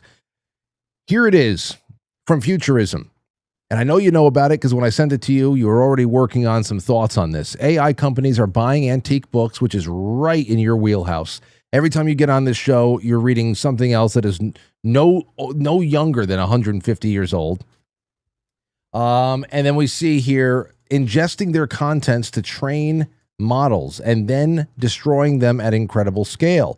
Now, people have been, and even last night, I had a friend of mine on, Alberto, who took a little bit more of a stoic approach to it and said, well, you know, these could be, it's not like these are, you know, first editions and anything, stuff like that. So I'm not going to freak out just yet. And I say, well, optically, we all know how these slippery slopes work. And right now, the optics of just having a machine actually consume a book and rip it apart, take its insides out, and then destroy the rest. The optics of that are just so dystopian, so Ray Bradbury, it's unbelievable. But here it is. Anthropic used a hydraulic-powered cutting machine to neatly remove the pages from the books it procured from book resellers and then scanned them using industrial-grade imaging equipment. In other words, it was literally ripping off authors' books to train its AI.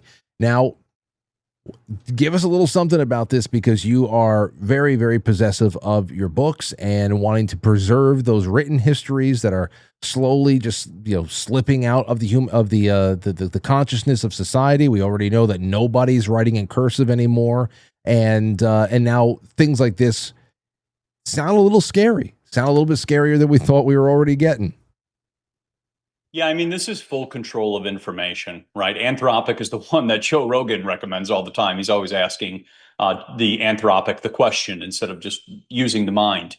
And that's the other thing is if we sit with this Chat GPT and the AI and all of this, we're no longer using our brain, right? Like, as I was just reading that book and the summaries of the notes that I was just telling you about by Not by Bread Alone, I'm starting to put pieces together. And if we have a system which feeds us the information, we're not going to use that logic to put things together, which will lead to idiocracy, which, is something and another thing. But the other problem with this situation is, like, here's an old book I got. So this is Blue and Sunlights, their influence upon life, disease, and it's by General A.J. Pleasanton. This is the original copy from 1878. Wow. And this book is so old that you can barely see those letters right there. He actually used blue ink because the color blue put into your greenhouse will accelerate your plant growth and your animal's health like crazy. So if, let's say, that company ripped this book to shreds and put it into their system, number one, you can barely scan the letters. You can't get the pictures, the color, because that's usually always the issue too as well. And then number three, you can make it a different color. You could just say that that instead of the color blue, you could say he was using the color red, and you could completely flip the story. Now, obviously, the title is blue, so it's a little different, but I'm just saying, because of the newer editions, when things come out, things get changed, because this is the original copy written by his words. So if we go to the second edition or the third edition or the fourth edition, you're hearing a different story. And if we use an example like that, because I got one for you too. You get into the Lucha Report, very interesting book about everything about World War II. Everybody should read this one. But, if you have a different edition, you could say this is all make-believe. So that's the problem with this technology taking over the information and then shredding the books. And one of the biggest books, just so you guys know, that the government shredded, not even AI, actually, because I found this book because I was like, I got to get it. It's called Your Country at War by Charles Lindbergh Sr. The government burned this book and ripped it to shreds and all the plates and everything else because they did not want anybody to read it, because obviously we're always about war, and that war connects to the Federal Reserve and things like that.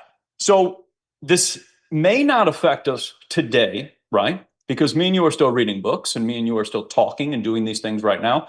But your little ones that you just had, their generation coming up, if they have no access to books because they have been ripped up and discarded and things like that, or there's some sort of lock to get to the books or premium you have to pay, I don't know what it is, then the information is then only presented at what they can access through their phone. And when you get into everything that's happening, you see this with apps, you see this with like certain websites you log on, you got to like click something to access the website. They're putting these little things in place so they could do that with information too. Also, they can make it so expensive that only the selected people can access the information, because all this stuff will not continuously be free. They need to make a profit with all of this, with these AI and data centers and drones and robots and all this. And if it gets weirder, because you just showed me that, which was weird, I get this to my house in a newspaper, okay? Meet the AI home robot. You for sent me that. $20,000. Yeah. You can now have robot come do your chores. I would shoot this thing with a shotgun if this thing was walking around. Can you, Matt, the thing is, when you sent me that, I laughed because just the irony or just the audacity. Obviously, they did not know who was going to be receiving. The fact that actually came to your door is incredible. Yeah, he's actually collecting some lettuce, that robot, because that's what you're going to be eating. You'll be eating lots of lettuce. No meat for you. Your robot will tell you what you can eat. But it was funny because they said that you can have vacuuming done, chores. It can unload the dishwasher, which is funny because the dishwasher automatically does the job. You already have to just do it yourself. So they sell it like this is going to be some magical thing. But that's how all this technology is. It's all going to bring magic, and we're going to have like this utopian thing. Even Elon Musk. He said, we're going to have universal income and everybody will be rich. Well, if you give everybody money, nobody will work because there's no incentive for people to actually work. That's how it usually goes with universal income. So same thing with the AI robots, same thing with the AI books. You're moving into a thing also too that's completely digital.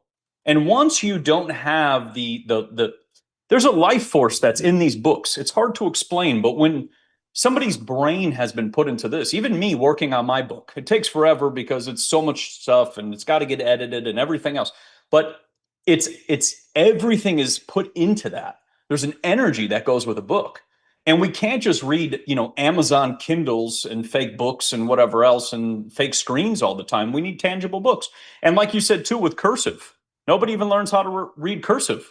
Constitution is written in cursive. If you can't read it, then you don't have any rights anymore. So as you slowly eliminate one thing at a time, it doesn't affect today, right? Because everybody freaks out and they're like, oh my gosh, all the books are gone. No, they're not gone. There's plenty of books still. But it's the generations. And that's what I realized. My generation, as I grew up, where they showed us, 9/11 and put a little TV in there to, scare us. And then I figured out they were lying and like at 18. But, when they did all that, each generation has a different thing that they're programmed to. And then signing on to the internet, so this can be the same thing where this company is now the global, I would say, or control arm of all these older books. Now, you could say some of those books don't matter, but there are books that all have information. There's something. And I, through all my videos, when people ask me about making videos, I piece things together from 20 books, and try to put them all together because that's how our brain works when we analyze something. Same with these fires going on in Washington, because everything's always on fire in August, always. And it's, you see smart meters and you see the same thing again. So if we piece all these things together and now it's eliminated because they own that, well, now we don't have the access to it. And that's where I come in and think that that's crazy.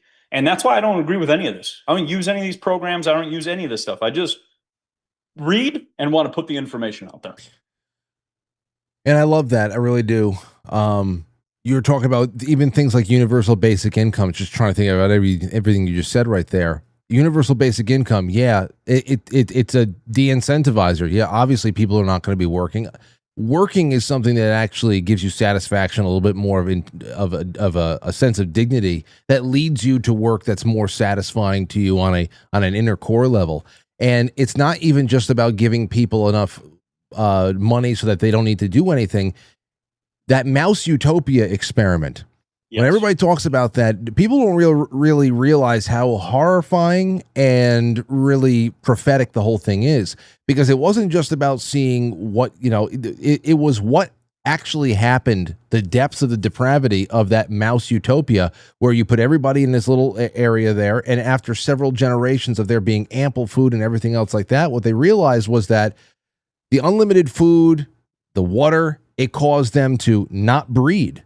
It caused them to carry, to abort their children, to eat their children. They had violent tendencies. The mice, many of them actually, a lot of the men, the male mice just started going into isolation and just dying off on their own. It was a horrible experiment. So anything universal basic income and everybody's selling things as, safety nets, this and that, whatever, ridiculous. As far as the whole ministry of truth aspect to books, you were talking about that game of telephone that happens from printing to printing to printing.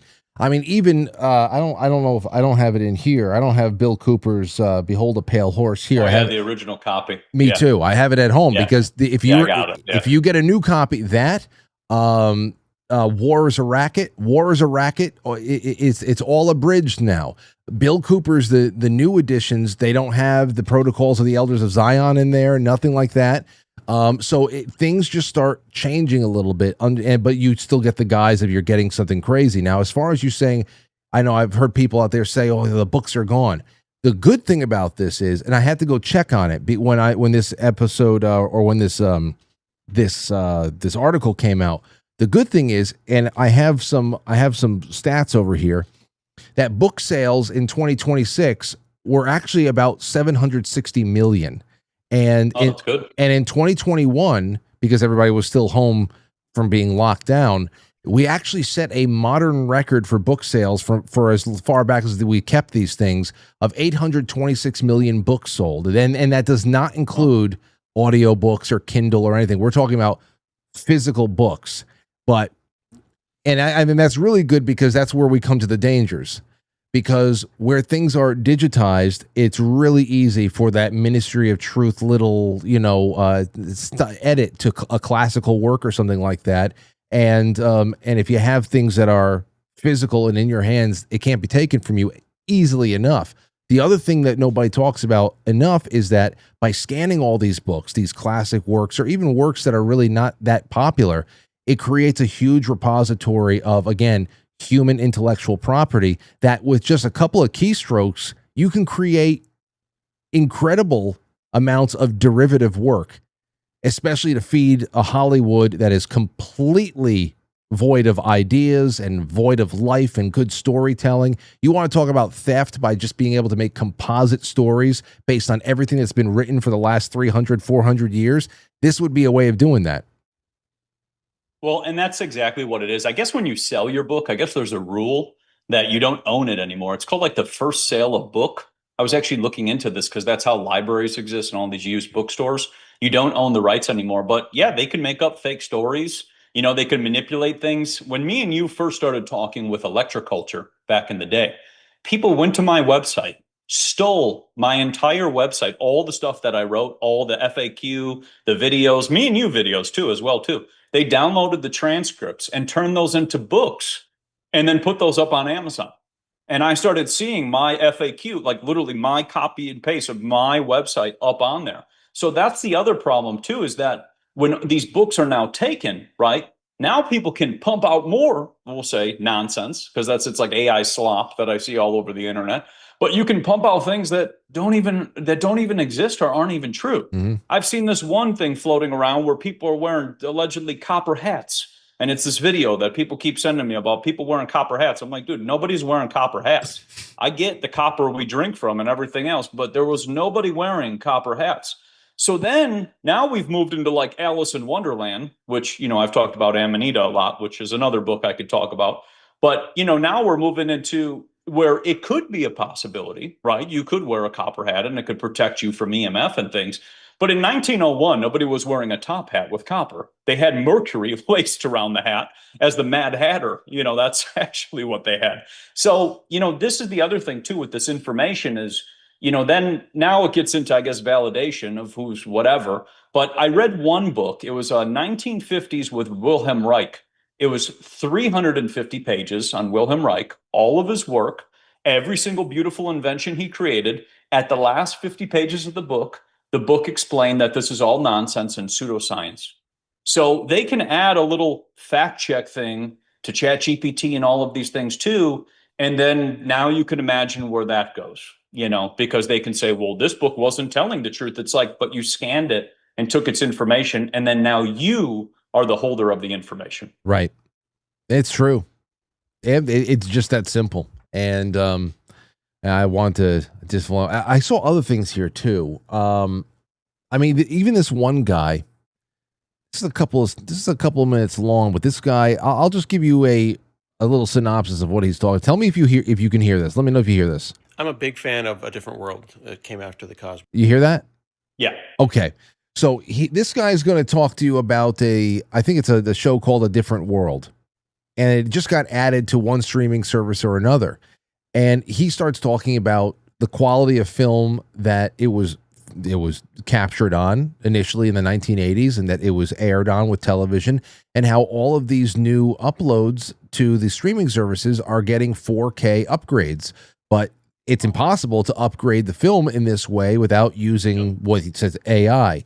And so take a look at this. You'll see how this comes together. It's a 3-minute runtime, but we'll get to the point somewhere around halfway. Show. I don't watch the Cosby Show anymore, but I watch A Different World, and it used to look like this. This was VHS. So this was 360p, 360 lines or even less on VHS, and it was iffy at best. It was blurry, but it didn't really matter because you watched it far away on a CRT. Absolutely iconic show, and you can upscale it. You can make one blurry pixel into 4 pixels or 4 pixels into 16 pixels, but you got to have that information come from somewhere. There's different kinds of upscaling. There's linear, there's bicubic. We see it often in retro gaming, but there still isn't enough information here to make Dwayne and Whitley look correct. So if you pause Sinbad with a VHS tape, you can see that there's not a lot here we can work with. You can make it 4K and blurry. However, A Different World was added to Netflix recently. I don't know who owns A Different World right now. I don't think it's Netflix. They license it from someone. And Netflix, of course, has limitations on quality. They're not going to put in 4:3 or square VHS copies. They're going to try to make this look like it's HD. So when you look at A Different World on Netflix right now, it looks amazing. It's 4K. It's HD. But then something's wrong. Look at Whitley's mouth. Look at her teeth. Look at the background. Look at the posters. See how this isn't even round? They're using AI upscaling. You can confirm that they're using AI upscaling when you look at any text in the background. For example, if we take a look at the pillow on Whitley's bed, see how the text looks weird? That's because the AI can't read and has no real idea what that text is going to be. If it's big enough, because it was big enough when we saw it in VHS, it looks fine. But you see here, this is just a bunch of pixels, and rather than guessing the phrase or guessing the words, it just upscaled it, and it looks like hieroglyphics. So, yeah, that's 2/3 of the way through. You get the point. So you want to talk about even that? Some of it might just be incidental. Okay, we have a certain quality that we have to have on this streaming service. We have to spruce it up a little bit more. But again, there's incidental stuff. There is these little things, these circumstantial situations that you get into when you're trying to modernize something for, the viewing that we do these days. But then there's just always the other possibilities of how something that happened decades ago, or God knows how long ago, is just deliberately being tweaked in some way. We saw this we saw this a couple of weeks ago. I mean, actually, maybe earlier on in the summer or late this spring, where somebody showed from the Cosby Show. There was a whole conversation in a scene between two characters where they referenced Joan of Arc, and for some reason, in the 2026 upload to one streaming service or another, somebody who's a really big fan of the show and would notice something like that missing, noticed that this very inconsequential mess, it had no greater purpose to the outside. It was just a cultural reference in there. Of course, religious overtones and everything else like that. Joan of Arc removed. It's like, what? Why? Well, it meant something to somebody else. It was an executive decision for somebody else for a very specific purpose, but we're not supposed to question why. It's not our decision. But we are the consumers of that nonetheless, and it's all very pointed. Yeah, that's the problem with that. And like you just said too, moving to 4K, I mean, I don't even use anything over 360p on my computer. I used to play lots of video games, and I was actually ranked top in the world at one time. But during that time, I used to play on an old monitor with an old mouse that had wires and everything else. And I had an old screen. And I never upgraded that screen because it never felt natural. LCD, liquid crystal display, which was invented by Marcel Vogel, he invented the quartz display. And those videos that you just showed, that VHS, those look real natural because they're on a crystal display. So now if you think about how your mind is programmed, when you see 4K and it's on an LED, it's on a light emitting diode, which, flickers and everything else, it doesn't look natural. And that's the other thing. Now you're getting a synthetic version of that television show just by changing it to 4K and whatever else. And I've seen this too with like the old world videos. They'll try to like colorize them and put things and whatever else. And then there's things that don't even exist in there. So you've just started now adding things to these videos, or like you said with that TV show, you're taking something out. And now your TV show is missing parts. And that's the other problem with this is that, they go to upgrade something and then they now give it to you at the version they want to give it to you. And if they said like, get rid of the government in there, they're going to get rid of that part, obviously. But, it's notorious for that. And that's the problem with all this because it's so artificial. And, for me, I can't stand LEDs. I can't stand the 4K. I can't stand any of it because it's fake. It doesn't even look real. It's like nauseating. So, they're trying to get people to still have that comfort of sitting there and watching that show. And here's just a weird thought to think about. So since the pandemic, we were going backwards, right? So like we're doing the 2000 trends. We're doing the 1990s trends. Those are all becoming popular now. People are buying pagers and all these things. Now you can say that, there was so much technology that people started going backwards. But now it almost seems like we hit like a creative point or some sort of point in time where now it's actually shifting that direction. And it's just something kind of interesting to think about with all these TV shows, even music. Like I saw like Limp Bizkit playing at a concert. Like this is weird. This is super strange, but they're trying to do this to keep us captivated, right? Because they need to distract us from, the Epstein files and all the other stuff, the government corruption and things like that. So it's just in my take, that's kind of how I see it with that and the technology. And it's just not natural. And their lips move all weird. It's kind of like the person who cloned my house. They actually cloned my house to sell their products and everything. And the guy's forehead was like all smooshed together the whole time like this, and then you realize that's the AI. So, they're trying to make it somewhat natural to make people watch, but it never will be because it's synthetic. Indeed. Well, listen, I knew that we were going to be doing a short one tonight. I know that you're working very hard on getting your book ready for the market, and that later on this month we'll get you back on to do a full appearance. But before you go, I want to remind people that since the last time you came on, we finally did the reasonable thing and just set up a promo code on cultivateelevate.com. So all of your wonderful line of products and everything you got from the dragon's blood to the pearl powder and all that stuff. If you go shopping on Matt's site, cultivateelevate.com, you use promo code frankly10, and that's 10% off of just a wonderful array of products. So if you want to give your work a plug before you go and let everybody know when the book can be expected, that would be great. So I went down another rabbit hole, so I'm working on the book, but I went down this whole rabbit hole with Amanita, and this is a really interesting book, Psychedelic Gospels. People got to look into this book. It's pretty crazy, but I'll just throw that in there of another thing for people to start looking into, because this is really fascinating when you find Amanita mushroom all over the churches of Germany and Italy, which were destroyed in World War II. So that's pretty nuts. But as for me, I'm always working on my book, and it's slowly getting done and everything else.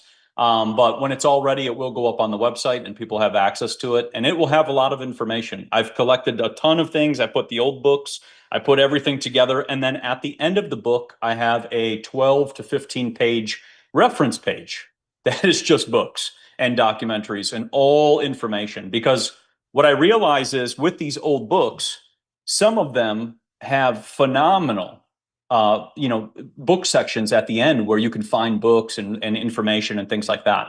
And that's what led me on my journey. I would find one book, it would go to another book, and it would go to another book. So that's why I want it to be one of the best reference pages. And it's about 12 to 15 pages long of just references of every book I've came across on every single different topic related to radium, electroculture, energy, water, you name it, Rockefeller nonsense, it's in there. It's been about 20 years since I put together a bibliography, my friend. 20 years since college, and that's the last time I put together a bibliography or anything that would be considered an index. But I can't wait to read it, and thanks again for everything. I can't wait to have you back. We'll definitely do another one, and the next one You want to go down Amanita, we'll do that one because that's just the Easter eggs and all the stuff. It's crazy. It's definitely something. I'll definitely take a dive in there with you. All right, man. Have a great night and stay cool. Adios. I'll see you next time. Be well. Okay. And for those of you at home, cultivateelevate.com, I have that link on the affiliates page on quitefrankly.tv. You just go to shop and it drops down and go to affiliates. And you can click right through to Cultivate Elevate. Just use promo code Frankly10.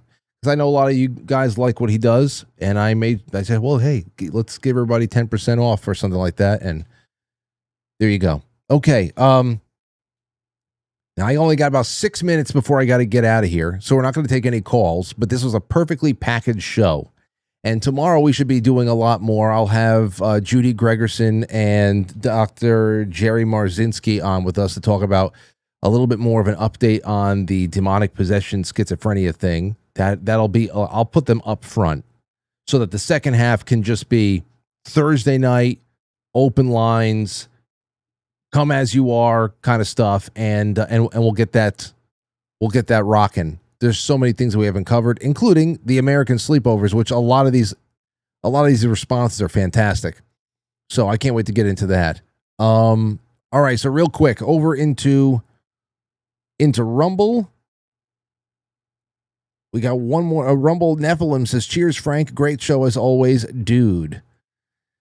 Mark the Carnivore is trying to catch up with Stowstube now. Oh, nobody catches up with Stowstube, but please try, because this show can use all the support it can get.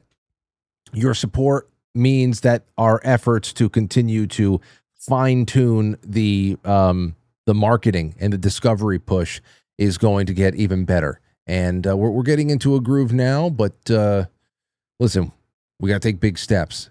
And remember, a lot of the things that I really love are the projects that are related to this show. A lot of music stuff that I want to do. I want to really continue expanding the Culture Club. On Friday the 21st, we're going to be watching Terminator 1. I was thinking about doing it this Friday. We're going to do it Friday the 21st. Friday the 21st of August, we're going to watch Terminator 1. So join the Culture Club by then. You'll get the private link that day, that night at 9 p.m. We sit around, we have ourselves iced tea, we watch it, and then we talk about it afterwards. And then we'll watch Terminator 2 in September, along with something else. We'll watch 2 movies in September. August is going to be a little bit tough. But like I said, in the summertime, as long as we get 1 movie in, fine. In fall and the wintertime, at least 2 movies a month, because it's a lot colder and the weather's a lot shittier, and a lot of people just have warm, cozy nights at home a lot more during those times. So, I'll have a newborn, saying I'm not going to want to leave, so I'll watch extra movies with you, okay? And there you have it. Thank you, Mark. UPSJJ says, Ministry of Truth. Indeed, you're in for tomorrow's raffle. East to West 525 says, love listening to you tonight. Kept me laughing while in traffic. That sounds great. In somebody's car. King Cracker says, I boomered the super chat. Well, now you're in twice. Okay? That's the whole thing. 1 super chat gets you into the raffle. 2, your chances just doubled. And either way, the show needs the help. So thank you so much. Stowstube, again, thank you so much. Over there on Pilled, even though we're going to be with you guys for the flip side, and you'll be able to watch the behind the scenes of me and Matt. Durduris, consistent, intelligent content. Oh, I'm glad I came off as intelligent tonight. Sean Joe, Swickley, Nathan says, anyone else want to see a PPV of Frank getting his balls gnawed off by a llama? Yes, pay-per-view. That'll be $1,500 a person. $25,000 a person. Maybe. No, I can't give my balls to a llama. I would rather do that than sit at let's talk about community. Let's come to a conversation. No, I don't want to converse with you, you witch. Actually, I would sit down maybe. And I would ruin her entire day. I would get her out of the smiling, condescending, soft voice. I would pull her out of the smiling, condescending, soft voice. No, I will get her blood boiling. Just give me a little time. Trust me, I am an expert at making women mad. Just give me some time. I can make Francesca Hong pissed off. Safety Net says love bomb for Coconut Fund. Dwana says I want in. Thank you, Frank, in advance. Feeling lucky. JR at the Lake sent a ship, says for the Coconut Fund. Sentinel says thanks for working the mic tonight. Anytime. If you know, you know. Yeah. Amethyst Cat, Raven Mulberry for the new coconut. JR is now giving out monthly subscriptions to people. I'm telling you, get into watch some shows from Pilled and grab some monthly subscriptions. Those are real subscriptions to the show. I'm telling you, there are people out there who have probably been sponsors for a couple of years now, have not paid once because they're just constantly grabbing subscriptions month by month from people in Pilled. And you get the Sunday streams, you get all the Culture Club stuff, everything. Jump on it. Pilled is great. John Otter, thank you. Oh, he claimed one. See, Abby Fire just claimed one of those. Blue NDN now says I like to send my meager weekly coconut contribution, mostly just for giving to the new soul on the way. Well, you're a wonderful person. I appreciate it. Every little bit is amazing. JR at the Lake and Delona and DK. DK says, thank you, Frank. You are the best. No, you. It's 8:54. I have one more thing that we can do, and it is a Bigfoot sighting story that came from Problematic Todd. Let's listen to it. Hey, Frank, and a quick story on Bigfoot for what it's worth. I have a really good friend, known him for 20 years. He's an avid outdoorsman. He's an ex-Marine. 5 or 6 years ago, he was up in Washington State scouting for elk, and he had binoculars on a hillside. And what he thought was a tree stump, picture he was looking at it from behind, and it was squatted down kind of like a catcher, stood up and started walking away from him, traversing the hillside. He was a couple hundred yards away, but he had binoculars on it for about 20 seconds, which is a long time. He described the shoulders, the hair coming off the arms, the legs, the back, the way it walked. He said it glided almost like it was on snow skis or something, though, of course, the feet were touching the ground. But he counted 5 fingers on each hand, and he said it really spooked him, and he wished he had never seen that damn thing because he loves to go out by himself and hunt and fish.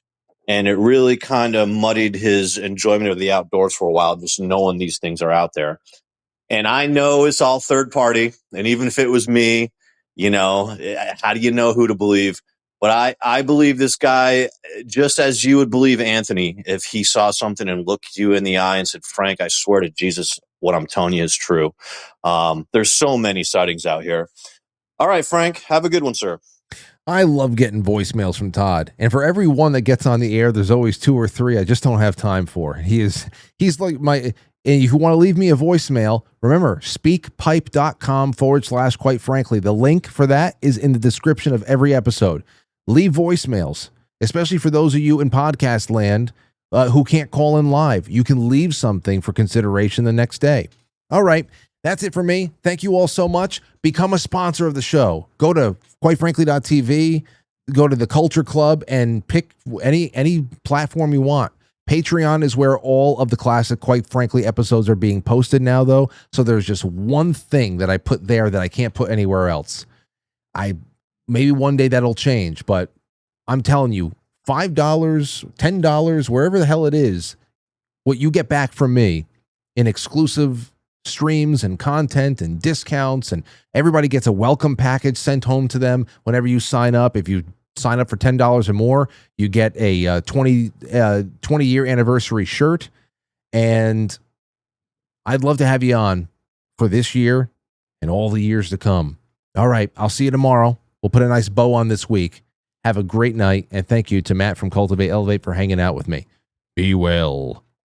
Again. It's not even a joke. It's not even a joke. It's not a gag. I'll catch you on the flip side. Quite frankly, it's fine. And it's 8:58. Matt Christensen is probably really nervous right now. Okay, so come to the flip side, and you can watch me do that now, too. We'll be live until about 9:30. Matt Christensen, everybody.